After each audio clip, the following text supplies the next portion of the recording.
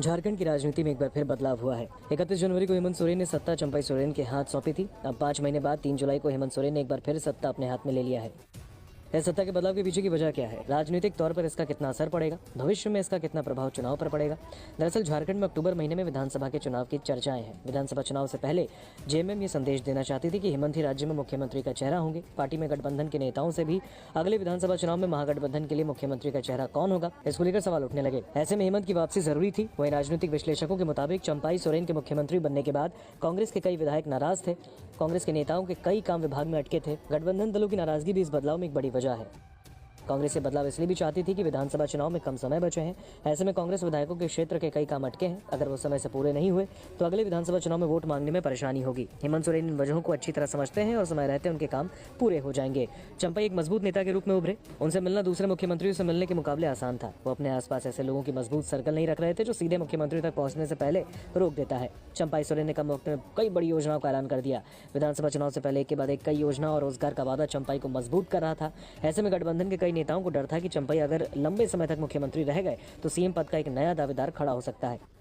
गठबंधन के नेताओं ने इसलिए समय रहते नेतृत्व में परिवर्तन का बड़ा फैसला लिया। चंपाई सोरेन को जेएमएम में कार्यकारी अध्यक्ष की जिम्मेदारी सौंपे जाने की चर्चा है। विधानसभा चुनाव में पार्टी को मजबूत करने की जिम्मेदारी चंपाई के कंधे पर होगी।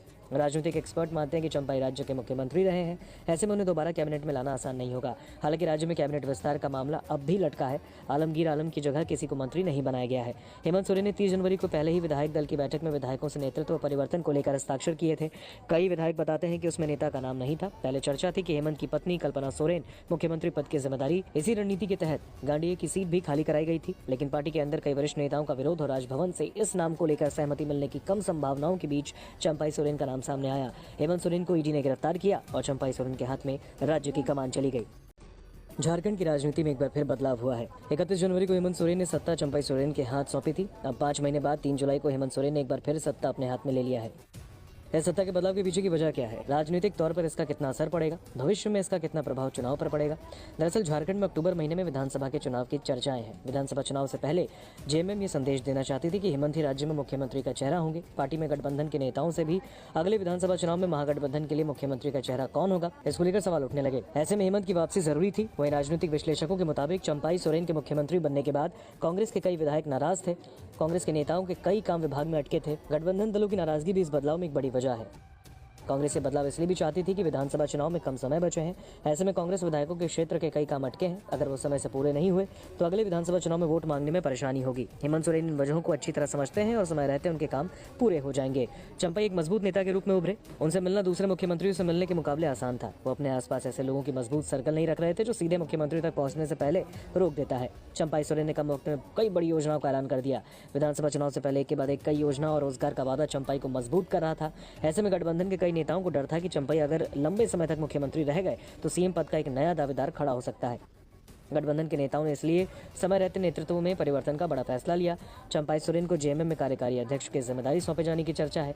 विधानसभा चुनाव में पार्टी को मजबूत करने की जिम्मेदारी चंपाई के कंधे पर होगी।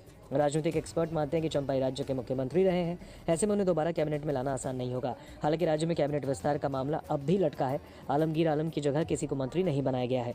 हेमंत सोरेन ने 30 जनवरी को पहले ही विधायक दल की बैठक में विधायकों से नेतृत्व परिवर्तन को लेकर हस्ताक्षर किए थे। कई विधायक बताते हैं कि उसमें नेता का नाम नहीं था। पहले चर्चा थी कि हेमंत की पत्नी कल्पना सोरेन मुख्यमंत्री पद की जिम्मेदारी। इसी रणनीति के तहत गांडीए की सीट भी खाली कराई गई थी, लेकिन पार्टी के अंदर कई वरिष्ठ नेताओं का विरोध और राजभवन से इस नाम को लेकर सहमति मिलने की कम संभावनाओं के बीच चंपाई सोरेन का नाम सामने आया। हेमंत सोरेन को ईडी ने गिरफ्तार किया और चंपाई सोरेन के हाथ में राज्य की कमान चली गई।